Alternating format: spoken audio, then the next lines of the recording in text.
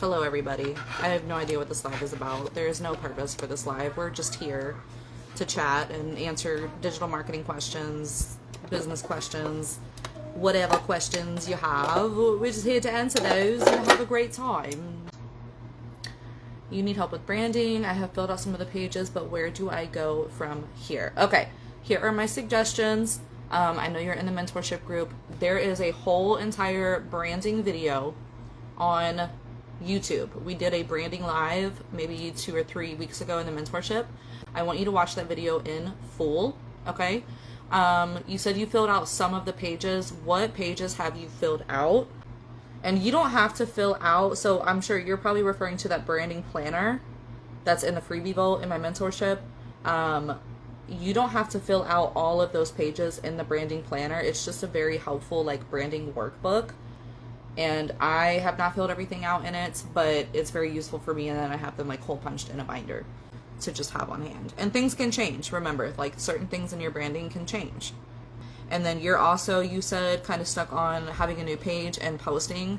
The beginning of the branding video, the first like 10 to 20 minutes is centered totally on things to post as a beginner. And how to like get out of being stuck when it comes to posting and kind of getting out of your head with it.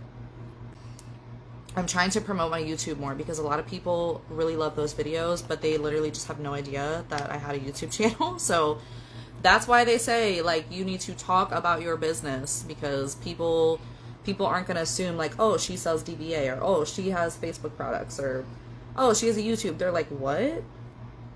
They had no idea. When it comes to target audience, if you are in the niche of wealth, marketing, teaching how to make an income online, hey Nadia, I really want people in my mentorship group, or anybody in general, honestly, to try to stay away from being extremely vague when it comes to your target audience. So most people that are new and starting off their pages, how many profiles do you go to where they're saying, I am helping moms learn how to make a passive income online? Like, how many times have you guys seen that? How many times have you guys seen that? Or Faceless mom teaching you how to make income online, teaching you how to make passive income. I really want to train and teach you guys, especially those of you in my mentorship group, to be very, very specific, okay? My tagline when I started, which is kind of like your slogan, it's like your, what's in your bio and stuff. Yeah, you guys see that all the time. And I don't want you guys being like everybody else, okay? We are not copy pasters. We are original and using our own methods when it comes to who we are in our business, okay? We're not going to do what everybody else does. And I think people just get stuck, like, well, how am I different? What do I want to focus on? So I kind of just try to give and use my example for what I did. When I started, and I really didn't have a catchy bio or really know exactly what I was focused on immediately, my bio was not the like similar stuff you see all the time, but it was, I was addressing a pain point of my audience. So it was like, you want to learn how to grow your social media and make money online.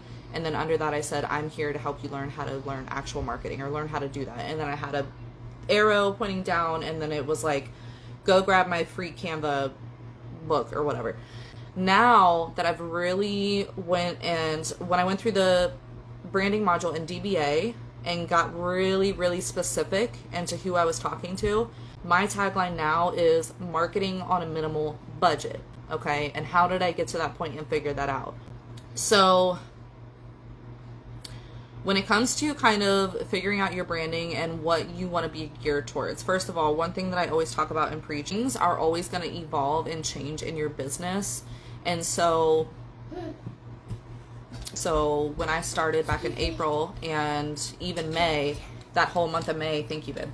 That whole month of May was geared towards me being on Instagram and TikTok. I had a series on Patreon for a long time where I called it my step-by-step series, where I taught people how to start a page with 0 following, nothing, and grow that page. And it wasn't even about marketing. But then I switched over to Facebook because that's where my results were coming from and my traffic was coming from.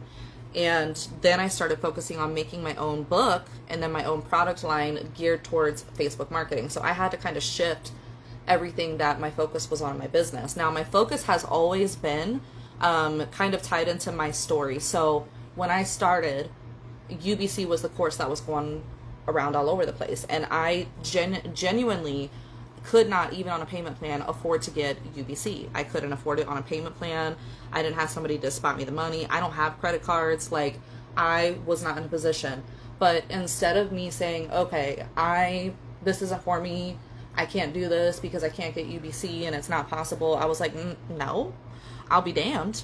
I'm going to figure this out anyways. It might be a little bit harder. It might take a little bit more time, but I'm still going to continue doing what I need to do and figuring this out, whether it is freebies, whether it is,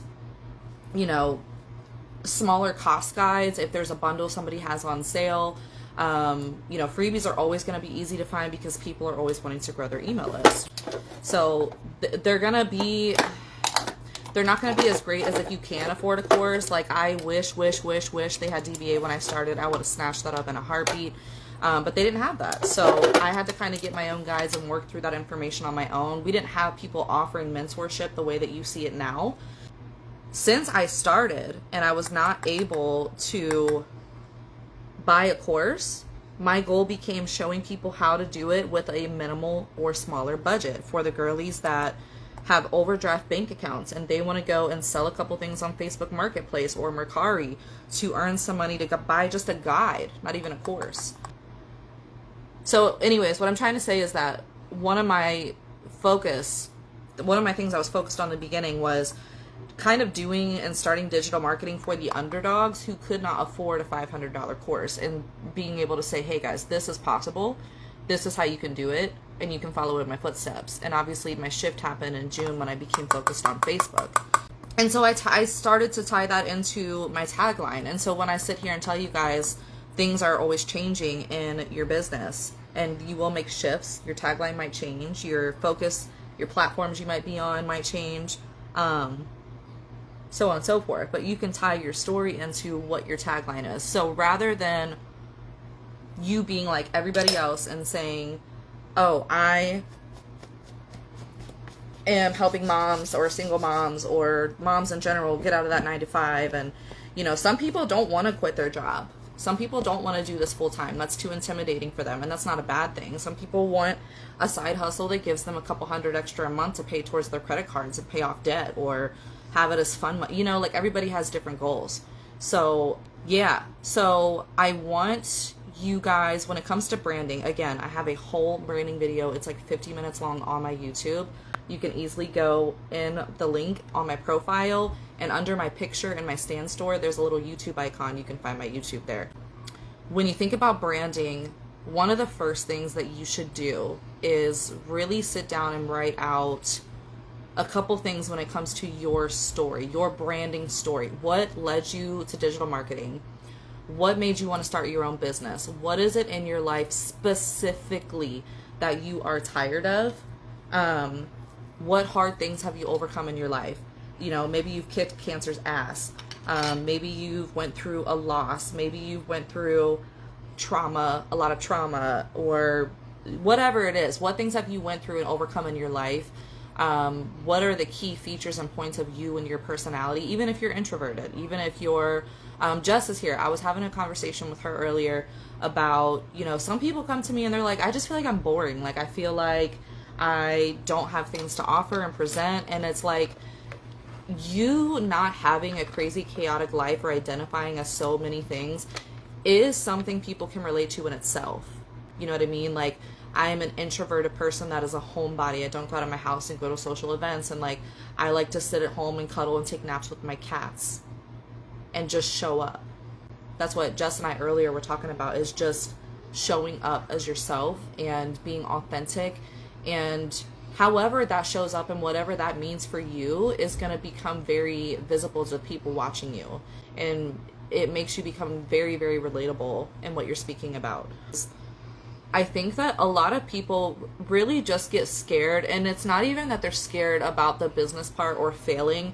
It's that, yes, I know I'm getting powder all over my shirt, guys. I'm sorry. But I think that people just try to be too calculated because you're running a business. And yes, you need to make business decisions. You need to be smart. and take, calculated risk. Like, what products are you buying? You're not being somebody that is going and buying every new thing you see to stick it in your store just because. Like, you're being smart on the back end, but how you show up as yourself does not need to be as calculated as you think. Like, would you rather sit over here in the corner and be like, I just can't think of a post and I want it to be perfect, and if I do it wrong, I'm not going to get sales, and then prevent yourself and talk yourself out of even posting at all? And people do this with comments as well. When they get to that engagement phase, they will see a post with so many comments or so many people better than them or have more experience than them that are commenting, and talk themselves out of even putting their own comment. Never ever let that affect you. I don't care if a post has 266 comments. People may not want to go and get a mentorship with somebody that's making that much money. That might be scary for them. Maybe they want to start and have an accountability partner in the beginning and do it with somebody, you just never, like, the internet is such a large place. Don't talk yourself out of just going and posting and learning as you go. You can craft it as you go. I remember when I was on Instagram and TikTok, my content was so cringe. It was super cringe, okay? And I would go back and watch that content, and, there's a rule to never delete your post because it makes you seem unreliable as a creator. But I would go back and watch my videos like, wow, I've really grown in my personality and in my comfortability and just all of that. And you really do evolve. And it's the same thing with life. Think about, like, if you're in college, right, and you're working on something and you don't feel confident in what you're doing, but as you go through school and you go through classes and putting it into practice, you become more confident in your ability and you shine a little bit differently. People don't want to learn from somebody or be around somebody that is a sugar-coated, cookie-cutter mask of perfection, because then do you get what I'm saying, guys? Who cares? What's your favorite freaking coffee flavor? What scent of body wash do you grab at the grocery store? Like, maybe you're a sucker for, like, Gushers and fruit roll-ups. Like, it is the smallest things that you can, like, rant about and post about and show up as, and people will love that, It doesn't have to be this calculated perfect thing. Like, just start posting. Just start commenting. Basically, my point, thank you, Lori. My point was just, in branding, don't do what everybody else is doing. Especially, like, if you go to put something in your bio or in your store or something like that, and you see it all over the place, I don't care what it is, please make it something different. Everybody is saying, you guys need to do this business because you want more time with your kids. What do you want to do specifically in that time with your kids? You want to make more money and not have a 9-to-5. Why do you want to get away from that 9-to-5 schedule? Get super specific. Talk to Chat GPT about it.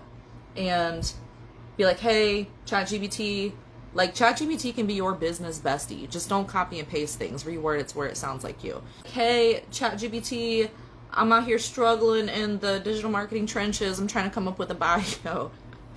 And literally just be like, hey, I'm trying to come up with a tagline or a bio for my store, and these are things that I want to include in my tagline. And you can put in there those specific reasons. I am doing digital marketing for the moms who want to do this with their kids in their spare time, or the moms who want to make their own schedule because this.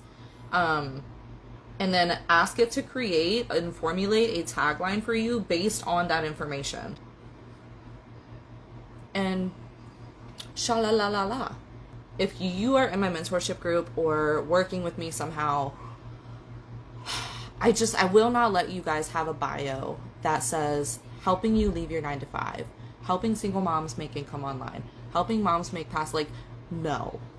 Or, like, faceless marketing, like having faceless, hey Amy, having the word faceless and anything on your account, if you're a faceless account, is an absolute no-go. Dynasty has been in my lives, and she's somebody that I really learned this from, but faceless marketing became a trend. And sorry guys, for those who have not been in my lives before, I can be very aggressive when I do my makeup, so I'm aware of this, okay? Faceless marketing, or faceless digital marketing, faceless pages have been around for a long time. They started to become like trending in digital marketing and digital marketing groups on social media. And I don't know where it started, where people felt that they needed to identify and let people know in their titling or their like profile name that they are a faceless account. The goal of having a faceless account is that people go to your profile or see your business page and they can tell by looking at your page and your content that you're faceless. You don't need to be announcing that you're faceless. If you go to Instagram right now and type in faceless, the amount of profiles that look completely the same, they're using the same content bundles that you can go and buy from somebody in bulk. Their content's getting flagged for being unoriginal because they're not using their own B-roll content. And then one thing that I do, so anybody that's watching this that is in my mentorship, when I'm sitting here literally doing a live like I am right now, when I do a live like this, when this live is over, I am going to go into an app and I'm going to download this live video onto my phone. It's going to put it in my gallery, okay? I'm going to go and edit all of the weird stuff I'm talking about, the periods where I'm not really talking. I'm going to edit all the fluff out of that video and I'm going to go stick it on my YouTube channel. I'm going to make a nice aesthetic thumbnail cover and stick it on my YouTube and let people have this free information. And then what I'm going to do is plug my store and my products in my description. And people watch those videos and over time they're like, dang, this girl is giving so much value, so much information. And there's a trust that starts to become established. So then I take that edited longer video and I go through and I make shorter videos out of the longer video. I know it sounds complicated, but it's really not when you start doing it. And so when you go, like right now, if you go into my story and see the videos where I'm talking for like 30 to 60 seconds, that came from a live where I edited it into a longer video, put it on YouTube, and then I made like 15 to 20 smaller videos, and I'll use those for my stories. I can post them as reels on my Facebook. I can post them in groups to give value and information. It just gives me a way to repurpose my content. But in my mentorship, I just went and made a whole 9-10 minute video and showed you guys how I do that. Tiffany, do you feel like you have went through information where, not that you're saying, oh, I'm an expert in marketing or digital marketing, hey Eileen, but to where you can make some general post about things that you have learned, even if it's about like branding, business in general, best practices, even things from like the mentorship group. Because if you have, you can start making posts on your new page. Congrats on launching that. That is a big step. And you can start making posts and just get in the practice of posting once a day, something educational or something of value, or it could even just be something about you and your life. Like, I went to Starbucks this morning, Dunkin', whatever, and got this drink. What's your favorite drink? Blah, blah, blah. Or just make an educational post. And then you go and find your groups, okay? In the freebie vault, there's that product that has the list of Facebook groups. Go and join those. Use the schedule in there for what days you can post and when and where. And just get in that habit of every day posting something like that on your page and then posting it in the groups as well. And then you set a timer every day for 30 minutes to 2 hours, whatever you're comfortable with, but at least 30 minutes where you're just going through your feed and engaging on posts. It could be new people coming in saying, I'm new, here's my story. Find something you can relate to them about. Like, oh, I have 7 dogs too. Like, you know, or whatever. Maybe they're into homeschooling, like whatever it is. And just get in the practice. It does not have to be perfect in the beginning. It is about repetition and practicing, getting into a good habit of doing that. Because I swear to you guys, when I get up in the morning and I do what I need with my posting, my engagement, respond to messages, before I get into anything else, that alone and having that daily schedule is so much of the reason I have the success that I do. Being super, super consistent. Not being stuck in your head and perfecting it and letting it prevent you. Not letting yourself fall off and do no engagement or posting for 4 days in a row. That inconsistency is going to hurt you more than anything. My best-selling product, my Facebook marketing book. Basically, my How to Market on Facebook ebook. I was one of the first people to make a book about how to market on Facebook. When I made that book, there was no guides out about it. I didn't see it really in any courses that were going around. And that's where my traffic was coming from. And people were asking, how are you getting traffic like that on Facebook? I was like, you know what? Let me write a book about it. And that's why it sold and did so well. And it is one of, even though many other people have went and made a book now or a course or something, mine is one of the best. Because the way you guys hear me speak on these lives and write my post, imagine me writing a book about it. Okay? It's quality. So that is in the freebie boat. You get that free. The list I made that includes all of the groups that I go to daily to do my engagement, my posting, that is in there for free. It has a daily posting schedule, which I do need to make some changes to and update. I need to work on that tonight. And then I have a daily what to do on Facebook every day list that is for free. And even if you're not in the mentorship group, that Facebook daily to-do list, it is $3. Go get it. Start doing the things on that list every single day. You will see results. I find one, it has everybody else. So, Tiffany, if you get a freebie that you like, make sure you try to grab something that's PLR, because if you go into a freebie and it has somebody's info in there, you can just take it out. You can change the hyperlinks to your social, even if it's just a link to your Facebook page for them to friend request you. And change their information to your information and your business name and stuff like that, so you can change it. What app do you use to edit? So I use the app InShot. It's INSHOT. I love that app. You can pay for it monthly. I pay for it yearly, and it's like $15 for the whole year. It's amazing. I've used it for years for everything, personal things in my life, business things, side hustle things. Like, I've used that app. I love it so much. It's so easy to use. You're in branding. Everybody's in branding. I love that though, because there's so many people that they just don't work on branding at all, and it really hurts your business. Or they just think that branding is just literally picking aesthetic colors and fonts and a cute name and you're done. No, like what is your brand story? What are the morals in your business that you're going to stand behind? How are you going to show them? Like, you know, who are you talking to? Like, target audience, I don't know. I know that I'm knowledgeable and a lot of people trust things that I say when it comes to business and digital marketing, but like, I don't know everything, okay? And I have my own personal opinions about things, but target audience to me becomes so overly complicated for no reason. Like, there are things that do have a factor, especially if you go from being like a smaller business and start doing super well, and maybe you want to become a corporation or do collaborations and stuff like that. But in the beginning, like, I'm sorry, but like, knowing my target audience age range and where they lived and, you know, what occupation that they maybe had didn't do crap for me. Like, it just didn't. My target audience focus became me when I started digital marketing. What would I have wanted to know? What made me hesitant to go and buy a course or go buy a product? What made me trust somebody to go look at their store and look at their products? Like, those were the things that mattered, not how old I was and where I lived. Like, who cares that I'm from Ohio? Unless they happen to live around Ohio. Like, that's not going to help me sell a Facebook book to them. I don't know. So, that's just my opinion.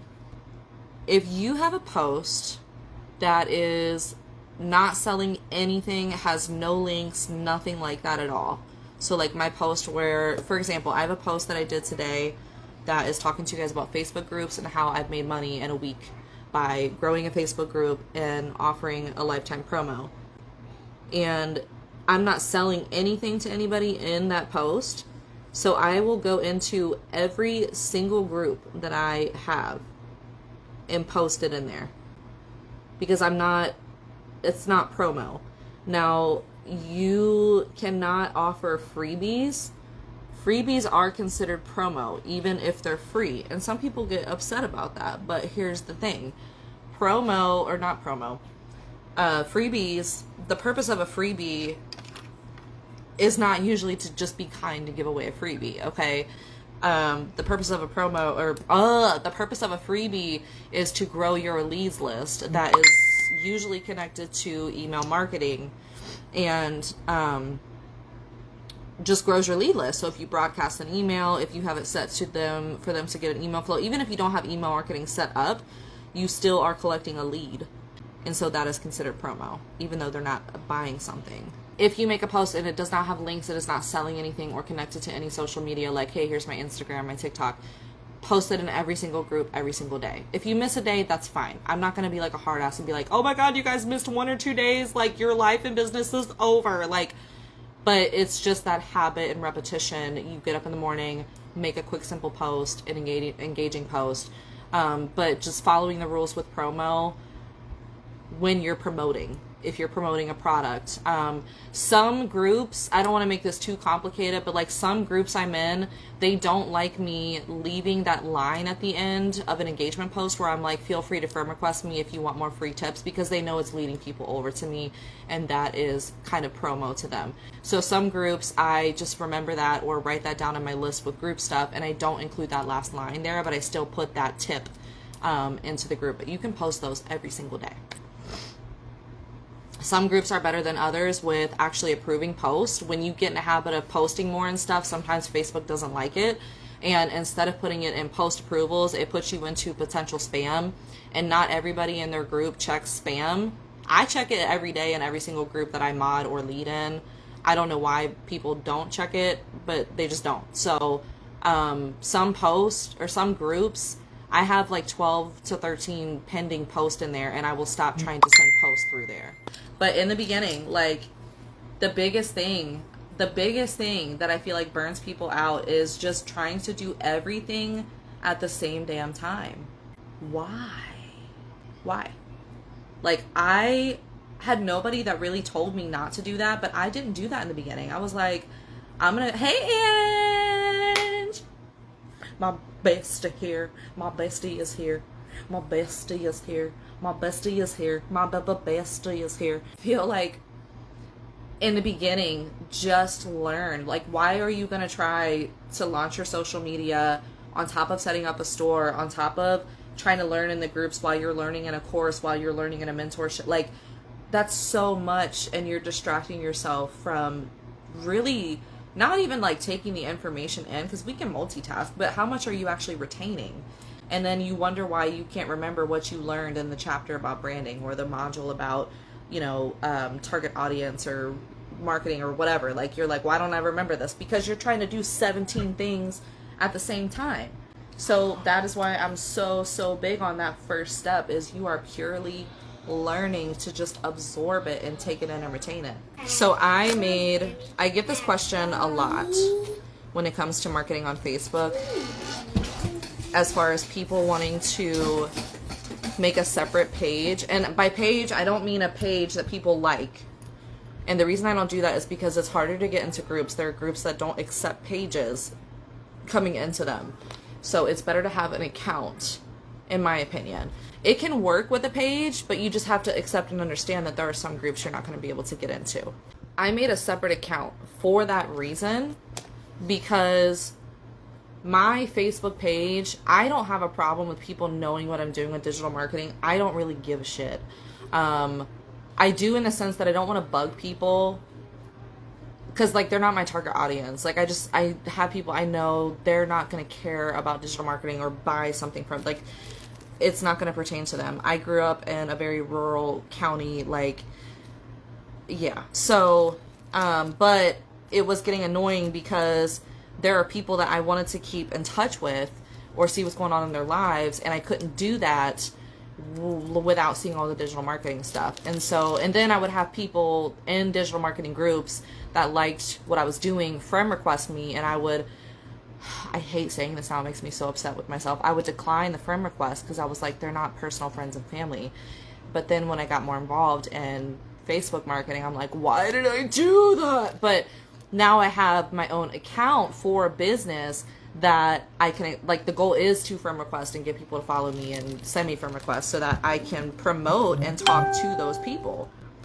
And I'm here more to help you guys. But if I run a sale, if I launch a product, then I have my following and my audience right here on my page to do that. I don't have to only go do it in groups. Yeah, so eventually what I did is, so when I made my new business page, Katana, I had promo that I still wanted to fulfill in a group on my personal page. So I had to finish out that promo. But once that month of promo was over and I got into all the groups and things on my new business profile, I went into my personal Facebook account and page and literally removed myself out of all of those groups. And then your feed will start to go back to normal. It took a little bit of time, but la la la la la la la la. Why do you think I'm calling for you when I sing the Elmo song? Like, so I do recommend starting a new account. It is, a lot of it is, Eileen, personal preference, because some people are not on Facebook very much, and so them seeing things from their family and friends is not necessarily important. And they don't mind it just being full of business. Some people are very adamant that they don't want friends and family in their business and to know everything that's going on with their business, or they just don't want to present that constantly and consistently. It can work on a personal page. I don't think that's going to hurt people, but I don't really recommend trying to, and this is the same thing for like TikTok, Instagram. If you have a personal Instagram or a personal TikTok, you know, there's people like, oh, I have thousands of followers on here, and you're trying to change your niche from going out at the club or family life and whatever, to digital marketing. It's going to confuse the shit out of your audience. It's going to confuse your algorithm. So I'm not saying, Eileen, I'm not saying to, especially you, Eileen, it's different for everybody because you've made sales and you've made sales with people on your personal page. So I don't want to tell you not to sell on there. You could do both. So I like having a separate, what did I drop? I like having a separate page because I feel like I'm not making sense how I want to right now. I like having a separate page because you can more consistently post about digital marketing and be kind of more annoying about it, I guess, because that is what your audience is there and following you for. And if you want to promote it on your personal page, you can, and then choose what you're sharing with them, because if that is going to get you sales, that's going to get you sales. I know there's nobody, family, friends, who really give a crap about what I'm selling, and that they're not going to buy what I'm selling no matter how well I sell it. You know, you're broadening and deepening your audience. There's so many people to get to and speak to, and you know, Eileen, the more you practice being in groups and engaging and stuff like that, which I'm starting to see you out there doing it, so I'm very, very proud of you. You are a very ideal mentee. Like, you are doing the steps, you're doing what you need to be doing. And I'm very proud of you, and you're setting a really good example for all the other mentees in the group. But as you're doing more of what you're doing currently, Eileen, and you're in the groups and you're posting, sharing your product launches, engaging, you know, people are going to start flocking to your profile. And how mixed up do you want the people you don't know and the people you do know? You know what I mean? So you have to kind of think down the road of where that's going to put you with your audience. And do you want to deal with only having digital marketing or people you don't know that are for your business flooding out all the personal stuff on your account? But when it comes to making posts that are like educational or value posts, I mean, I don't want to tell you not to have a hook. The hooks and call to actions don't necessarily matter unless you're making sure that you put, you know, feel free to follow me or friend request me for more tips, blah, blah, blah. Like, that's your call to action. Some groups, like I said, they're pretty particular and they don't allow stuff like that. And so I don't really have a call to action, because if you put a call to action, they consider that to be promotional, even if you're not selling something. I don't want to tell you not to have a hook. They're not as important as when you're selling something. That's a lie. So hooks are important anytime you post, even if it's engagement, because what the purpose of a hook is to get eyes on your post. It's the difference between somebody scrolling and you have something that's value and stuff, but maybe they just see a paragraph and don't want to read it and don't give a crap because there's no hook catching their attention. It's going to get more eyes on your post. For the end of a post, like a call to action, if you can't put like, you know, friend request me, feel free to follow me, have like a relevant question at the end of your post if it's just a value post. So if, let's say, and this is something I need to do better with when it comes to my engagement posts, like I have things I have to work on as well. So for the post I made today about Facebook groups, I could have ended that with a question like, what's stopping you from making your own Facebook group? Or what would you name your Facebook group? Like something that would entice people to put it in a comment, because it's going to boost that post more. And the more you boost the post, the more engagement it has, comments it has, it's going to show more closer to the top of a group and in people's timelines. Appreciate you vibing with me. If you guys have any other questions, let me know. I think I'm gonna end this for now. But yeah, you guys always make it such a good time to have these lives and do like a digital marketing Q&A type of thing. So if it wasn't for y'all, I wouldn't be here having people to talk to. So hope you guys have a great day. Let me know if you need me. By the way, there's 4 days left to get DBA. If you haven't got DBA, go freaking get it in my bio. Love you.